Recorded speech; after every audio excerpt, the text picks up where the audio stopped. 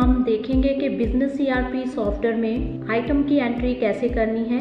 Item means products. एक businessman जिन जिन products की cell purchase करता है उसका प्रोडक्ट मास्टर बनाने के लिए हमने किन किन चीज़ों का ध्यान रखना है उसके बारे में हम इस वीडियो में बताने जा रहे हैं। इस वीडियो को शुरू से लेकर एंड तक आप जरूर देखिएगा, क्योंकि इसमें आपको प्रोडक्ट मास्टर एंट्री के सारे फंडामेंटल क्लियर हो जाएंगे। जैसे कि एक आइटम अलग अलग एमआरपी में आती है, उसको कैसे मैनेज करना है, आइटम की फ़ोटो कैसे लगानी है आइटम क्रिएट करते टाइम, एक आइटम जो बॉक्स और पीसेस में है उसको कैसे मैनेज करना है, ये सब हम इस वीडियो में आपको बताएंगे।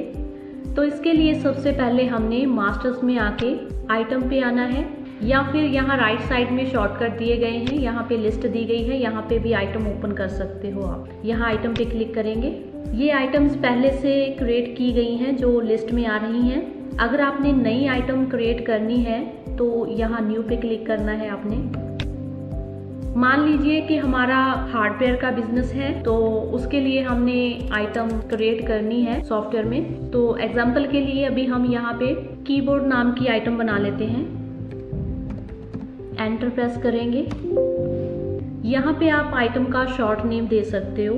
शॉर्ट नेम का बेनिफिट ये होता है कि मान लीजिए आपके पास आइटम्स की लंबी लिस्ट है, तो सेल परचेज की एंट्री करते टाइम आप उसका शॉर्ट नेम दे सकते हो, या रिपोर्ट्स में कभी सर्च करना पड़े आइटम को तो आप शॉर्ट नेम से सर्च कर सकते हो। तो अभी हम यहाँ पे शॉर्ट नेम दे देंगे इसका KBD।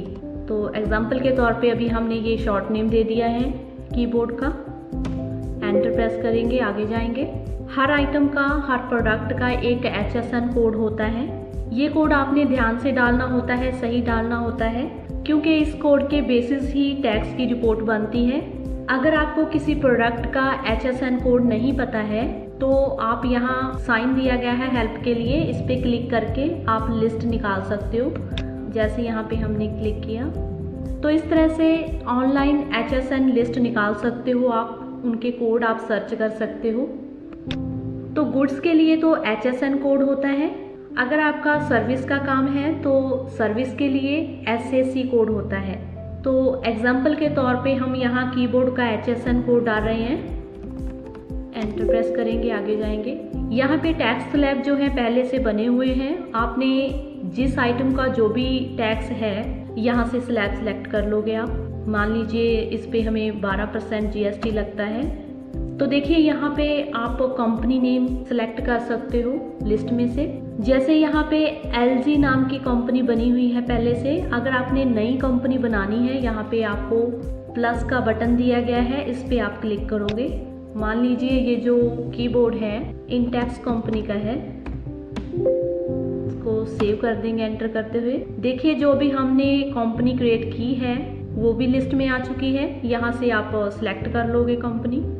तो इस तरह से आप कोई भी नई चीज़ क्रिएट करना चाहते हैं तो यहाँ प्लस के साइन से आप क्रिएट कर सकते हो। यहाँ पे सभी जगह पे प्लस का साइन दिया गया है। इसके अलावा अगर आपने किसी चीज़ को एडिट करना है तो साथ में ही आपको ये पेंसिल का एक साइन दिया गया है, इस पे आप क्लिक करोगे। मान लीजिए ये जो इंटेक्स कंपनी क्रिएट की है हमने, उसको कैपिटल लेटर्स में लिखना था आपने, तो आपने एडिट करना है इसको, तो आपने इस बटन पे क्लिक करना है, ये एडिट हो जाएगा। अभी हम इसको कैपिटल में कर देते हैं, अपडेट कर देंगे। देखिए आप बहुत ही फ्लेक्सिबल है, आप इस तरह से कोई भी चीज़ को क्रिएट कर सकते हो। एट ए टाइम ही आप उसको एडिट करके कुछ भी चेंज करना है, अपडेट करना है तो अपडेट भी कर सकते हो। तो अभी हम इसको सिलेक्ट करेंगे। आगे अगर आपने किसी प्रोडक्ट को, आइटम को किसी ग्रुप में डालना है तो यहाँ पे आप ग्रुप भी क्रिएट कर सकते हो। तो अभी हम एक ग्रुप बना लेते हैं। ग्रुप बनाने के लिए फिर से हम यहाँ प्लस के साइन पे साथ में दिया गया है साइन, इस पे क्लिक करेंगे। तो हम यहाँ पे पेरिफेरल्स नाम से एक ग्रुप बना लेते हैं।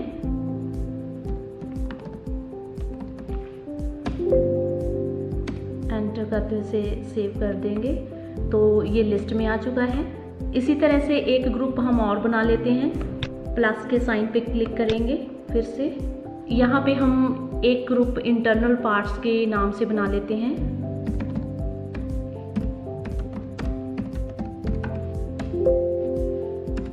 यहाँ पे हमने 2 ग्रुप क्रिएट कर लिए हैं। ये जो कीबोर्ड नाम की आइटम है ये कौन से ग्रुप में डालनी है, हम पेरिफेरल्स में डालेंगे। तो यहाँ पे ग्रुप का आपके लिए ये बेनिफिट रहता है कि आप आगे चल के रिपोर्ट्स में चेक कर सकते हो कि कौन से ग्रुप की हर महीने कितनी सेल हुई है, पेरिफेरल्स की कितनी हुई है, इंटरनल पार्ट्स की कितनी हुई है। तो उससे आपको पता चलेगा कि कौन सा ग्रुप जो है वो आपको ज़्यादा बेनिफिट दे रहा है। तो अभी कीबोर्ड को हम पेरिफेरल्स में डाल देते हैं। तो यहाँ पे प्रोडक्ट की यूनिट आ जाती है कि ये जो आइटम है वो किस चीज़ में आती है, बॉक्स में, केजी में, पीसेस में। तो आइटम के अकॉर्डिंग हम यहाँ पे यूनिट सेलेक्ट कर लेंगे। मान लीजिए ये जो है आइटम पीसेस में आती है। एंटर करते हुए यहाँ सेल प्राइस पे आ जाएंगे हम। यहाँ पे सेल प्राइस हम 1000 डाल देते हैं। यहाँ पे MRP आ जाएगा। तो यहाँ पे बेसिक प्राइस डालेंगे। बेसिक प्राइस होता है कि कंपनी से हमें ये जो प्रोडक्ट है किस कॉस्ट में पड़ा है कंपनी से। तो ये आइटम कंपनी से चलती है 800 की।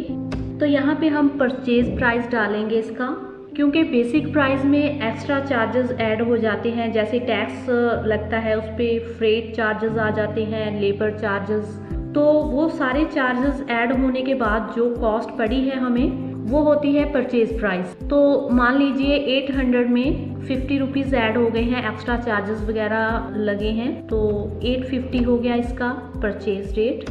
तो यहाँ पे हम डालेंगे सेल्फ वैल्यू प्राइस। जैसे कि ये आइटम जो है हमें 850 में पड़ी है, परचेज प्राइस है इसका। तो शॉप में आते ही उस पर और कुछ ना कुछ खर्चे होते रहते हैं। वो सारे जो खर्चे हैं ऐड होने के बाद हमें फाइनली जो कॉस्ट की है ये आइटम वो हम प्राइस यहाँ पे सेल्फ वैल्यू में डालेंगे। मान लीजिए 20 रुपये और खर्च हो गए हमारे इस आइटम पे, 870 रुपीज़ यहाँ पे हम डालेंगे सेल्फ वैल्यू में। एंटर प्रेस करेंगे तो यहाँ पे हम मिनिमम सेल वैल्यू डालेंगे। मीन्स कम से कम हमने ये जो आइटम है कितने में सेल करनी है। मान लीजिए मिनिमम सेल वैल्यू हमने यहाँ पे रखनी है, यहाँ पे 900। इससे कम हमने सेल नहीं करनी है ये, ताकि हमें कोई लॉस ना हो। तो अगर कोई भी पर्सन इसको सेल कर रहा होगा उसको पता चल जाएगा कि 900 से कम इसको हमने सेल नहीं करना है। तो इस तरह से आप मिनिमम सेल वैल्यू यहाँ पे मेंशन कर सकते हो। एंटर करेंगे, आगे जाएंगे। तो आजकल हर आइटम पे बारकोड लग के आता है। उस बारकोड को हम बारकोड गन से स्कैन करके यहाँ पे डाल सकते हैं, इनपुट कर सकते हैं उसकी। अगर मान लीजिए आप बारकोड को मैन्युअली डालना चाहते हैं या फिर आपकी बारकोड गन जो है वो खराब है, तो आप यहाँ पे मैन्युअली भी डाल सकते हो बारकोड को। तो एग्जाम्पल के लिए यहाँ पे हम बारकोड डाल देते हैं। तो एंटर करेंगे आगे। यहाँ पे आ जाता है ओपनिंग पैक्स। मीन्स इस आइटम का कितना स्टॉक हमारे पास पड़ा है वो हम यहाँ पे डालेंगे। मान लीजिए 50 कीबोर्ड है हमारे पास। एंटर करेंगे, आगे जाएंगे तो यहाँ पे आ जाता है opening stock value. Means purchase rate के हिसाब से हमारे पास जो स्टॉक पड़ा है वो कितने अमाउंट का है, वो ऑटोमेटिकली सॉफ्टवेयर कैलकुलेट करके बता देता है आपको यहाँ पे। तो इस तरह से सभी तरह के प्राइस डालने के बाद, सारी डिटेल डालने के बाद आइटम के, हमारा जो कर्सर है वो एंटर करते ही सेव पे आ जाता है, सेव बटन पे। तो यहाँ से फिर से हम एंटर प्रेस करेंगे, यहाँ सेव पे क्लिक कर देंगे तो आइटम सेव हो जाएगी। Product has been saved successfully message दे रहा है, ओके करेंगे। इस तरह से एक आइटम हमारी क्रिएट हो चुकी है। तो इस तरह से आपने सारी की सारी आइटम्स क्रिएट कर लेनी है। तो अभी हम एक आइटम और क्रिएट करते हैं, फिर से हम न्यू पे क्लिक करेंगे आइटम क्रिएट करने के लिए। अभी हम हार्ड डिस्क नाम से एक आइटम बना लेते हैं। एंटर किया, यहाँ पे शॉर्ट नेम दे देंगे हम HD। एंटर प्रेस करेंगे, यहाँ पे इस आइटम का क्या HSN कोड है वो डाल देंगे। एंटर करेंगे, इस पे क्या टैक्स लगता है वो डालेंगे। यहाँ कौन सी कंपनी की है ये सिलेक्ट करेंगे। यहाँ पे हम ग्रुप में सिलेक्ट करेंगे इंटरनल पार्ट्स, क्योंकि हार्ड डिस्क जो है वो कंप्यूटर का इंटरनल पार्ट होता है। तो ग्रुप में इंटरनल पार्ट सिलेक्ट करेंगे हम। तो यहाँ पे हम प्राइमरी यूनिट सिलेक्ट करेंगे हार्ड डिस्क की। फॉर एग्जांपल मान लीजिए कि हार्ड डिस्क जो है बॉक्स में आती है, मेन यूनिट उसकी क्या है, बॉक्स है। तो बॉक्स में कितने पीसेस हैं, मीन्स बॉक्स में कितनी हार्ड डिस्क हैं, उनको डिफाइन करने के लिए यहाँ पे आपको 1 2 3 नाम से एक बटन दिया गया है, इस पे आपने क्लिक करना है। तो ये इस पे क्लिक करते ही एक्सपेंड हो जाएगा। तो अल्टरनेटिव यूनिट में हम सिलेक्ट करेंगे पीसेस, बॉक्स में पीसेस हैं। तो यहाँ कन्वर्जन फैक्टर में हम डालेंगे कि बॉक्स में हार्ड डिस्क के कितने पीसेस हैं। मान लीजिए एक बॉक्स में 10 पीस होते हैं एग्जाम्पल के लिए। एंटर प्रेस करेंगे। नेक्स्ट यहाँ पे है प्राइस आपने किस यूनिट पे लगाना है। अगर आप जो आइटम है बॉक्स में ही सेल करते हो, होलसेल का आपका काम है, आप पीसेस में सेल नहीं करते हो, तो आप बॉक्स सेलेक्ट करोगे। अगर आप चाहते हैं कि जो प्राइस है पर पीस लगे तो यहाँ पे पीसेस सेलेक्ट कर लोगे। यहाँ आगे एंटर करेंगे, सेल प्राइस डालेंगे यहाँ पे 4000, एंटर करेंगे, MRP आ जाएगा यहाँ पे।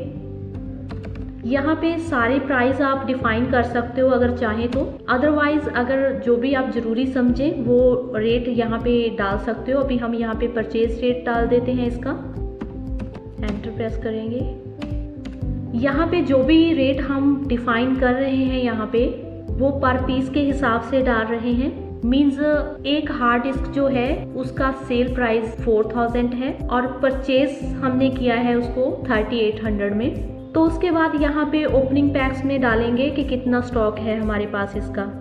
मान लीजिए इसके हमारे पास 5 बॉक्स पड़े हैं, एक बॉक्स जो है वो खुला हुआ है, उसमें 3-4 पीस जो है बाकी हैं। तो जो भी ओपनिंग स्टॉक है बॉक्स खुला हुआ है उसमें से कुछ पीस बिक चुके हैं और कुछ बाकी हैं। जो बाकी पीसेस हैं वो हम यहाँ पे ओपनिंग लूज में डालेंगे। एंटर करेंगे तो यहाँ पे परचेज रेट के हिसाब से जो भी स्टॉक हमारे पास पड़ा है उसका क्या अमाउंट है, कितनी वैल्यू का पड़ा है हमारे पास, वो ऑटोमेटिकली यहाँ पे वैल्यू दे देगा सॉफ्टवेयर आपको। एंटर करते हुए इसको हम सेव कर देंगे। तो इस तरह से आप किसी भी आइटम का यूनिट क्रिएट कर सकते हो। इसे क्लोज करेंगे अभी। तो अभी कुछ आइटम्स ऐसी होती हैं जिनका time to time MRP change होता रहता है या फिर उनकी मैन्युफैक्चरिंग डेट और एक्सपायरी डेट भी चेंज होती रहती है। तो इस तरह की आइटम्स को आप बार बार तो क्रिएट नहीं कर सकते हैं। इसके लिए आपको बैचेस की ऑप्शन दी गई है। आप आइटम क्रिएट करते टाइम उनके बैच बना सकते हो। तो एक ही आइटम का आप अलग अलग बैच बना सकते हो, उनका अलग अलग स्टॉक मैनेज होगा, अलग अलग रेट होगा। तो उसके लिए फिर से हम यहाँ आइटम पे क्लिक करेंगे। तो यहाँ पे जो भी आइटम्स हमने क्रिएट की हुई हैं वो लिस्ट आ रही है। इन्हीं में से ही हम किसी आइटम को एडिट कर लेते हैं। किसी आइटम को एडिट करने के लिए हमने यहाँ पे डबल क्लिक करना है आइटम को। तो यहाँ पे हमने LCD नाम की आइटम को एडिट कर लिया है। यहाँ पे हम इसका HSN कोड डाल देते हैं। यहाँ हम कंपनी सेलेक्ट कर लेंगे कि कौन सी कंपनी की LCD है। यहाँ ग्रुप हम इसका जनरल रख लेंगे। यूनिट इसकी पीसेस में है। तो अभी हम आपको बताएंगे कि आपने किसी भी आइटम का बैच कैसे मेंटेन करना है। तो उसके लिए यहाँ पे आइटम क्रिएट करते टाइम एक ऑप्शन दी गई है मेंटेन बैच। इस पे आपने टिक लगाना है, इसको सिलेक्ट करना है। मेंटेन बैच सिलेक्ट करते ही नीचे यहाँ पे कॉलम बन जाते हैं बैच के लिए, एक्सपायरी डेट और मैन्युफैक्चरिंग डेट के लिए। ये जो प्राइस की डिटेल है पहले से हमने डाली हुई है। यहाँ पे हमने बैच का नाम दे देना है। जो पहले से स्टॉक पड़ा है हमारे पास उसका नाम दे देंगे हम बैच क्रिएट करते हुए। बैच का नाम आप आइटम के प्राइस पे भी दे सकते हो, जैसे भी आप ठीक समझे आप बैच का नाम दे सकते हो। तो एग्जाम्पल के लिए यहाँ पे हम अभी 101 दे रहे हैं बैच नेम। एंटर प्रेस करेंगे। यहाँ पे एक्सपायरी डेट या मैन्युफैक्चरिंग डेट डालना चाहें तो आप डाल सकते हैं। ये जो सारी डिटेल है ये पहले से हमने फिल की हुई है। अभी हम इसका स्टॉक भी डाल देते हैं। मान लीजिए इसके हमारे पास 10 पीस थे। एंटर करेंगे तो 10 पीस के हिसाब से स्टॉक का जो भी अमाउंट बनता है यहाँ पे कैलकुलेट करके बता दिया है सॉफ्टवेयर ने। तो अभी मान लीजिए ये तो 10 पीस जो है पहले के पड़े हुए हैं हमारे पास एक बैच के। अभी आपके पास नया माल आया है तो उसका रेट भी अलग है, MRP वगैरह, एक्सपायरी डेट, मैन्युफैक्चरिंग डेट सब कुछ अलग है। तो उसके लिए आपने क्या करना है, आपने नेक्स्ट लाइन पे आना है। एंटर प्रेस करेंगे हम। यहाँ हम सेकंड लाइन पे आ गए हैं। जब भी दूसरे बैच का स्टॉक आता है आपके पास तो इस तरह से आपने दूसरा बैच क्रिएट कर लेना है। यहाँ पे हम बैच का नाम दे देते हैं 102। यहाँ पे मान लीजिए जो भी नया स्टॉक आया है आपके पास उसका रेट जो है इंक्रीज हो चुका है। अभी सेल प्राइस जो है इसका हो गया है 26,000। एंटर प्रेस करेंगे। MRP है इसका, वो डालेंगे। इसी तरह से बाकी रेट भी हम यहाँ पे मेंशन कर देंगे। यहाँ पे बारकोड डाल सकते हो आप। तो यहाँ ओपनिंग पैक में स्टॉक डालेंगे, जो नया स्टॉक आया है वो कितना है इस बैच का। मान लीजिए 8 पीस आए हैं इसका भी जो अमाउंट बनता है 8 पीस के हिसाब से वो आ गया। तो नेक्स्ट टाइम अगर आपके पास और स्टॉक आता है, उसका भी अगर रेट वगैरह सब कुछ चेंज हो चुका है, तो उसके लिए भी आपने यहाँ आइटम को एडिट करने के बाद नेक्स्ट लाइन पे आना है, थर्ड लाइन पे। इसका भी उसी तरह से आप बैच नंबर दोगे, उसकी सारी प्राइस डिटेल जो भी है वो फिल करके, जो भी स्टॉक है उसका वो सारी चीज़ें फिल करते जाओगे। तो इस तरह से जैसे जैसे आपके पास नया स्टॉक आएगा अलग अलग MRP के साथ, आप उसकी डिटेल इस तरह से डालते जाओगे, बैच बनाते जाओगे उसके। इस तरह करने से आपके पास रिपोर्ट जो आएगी उसमें भी आप देख सकते हो कि कौन से बैच का हमारे पास कितना स्टॉक पड़ा है, कितना सेल हो चुका। ये सारी स्टॉक रिपोर्ट आप चेक कर सकते हो रिपोर्ट में जाके। बैच की सारी डिटेल डालने के बाद आपने यहाँ अपडेट पे क्लिक करना है, ओके करेंगे। इस तरह से जो आइटम है अपडेट हो जाएगी। इसे क्लोज करेंगे अभी। तो अभी हमने इस वीडियो में आपको बताया है कि आपने इस सॉफ्टवेयर में आइटम की एंट्री कैसे करनी है, आइटम के मल्टीपल यूनिट कैसे मेंटेन करने हैं, और अगर ज़रूरत पड़े तो आइटम के अलग अलग बैच कैसे क्रिएट करने हैं। इसके रिलेटेड कोई भी क्वेश्चन है तो आप कमेंट बॉक्स में दीजिएगा। Thank you.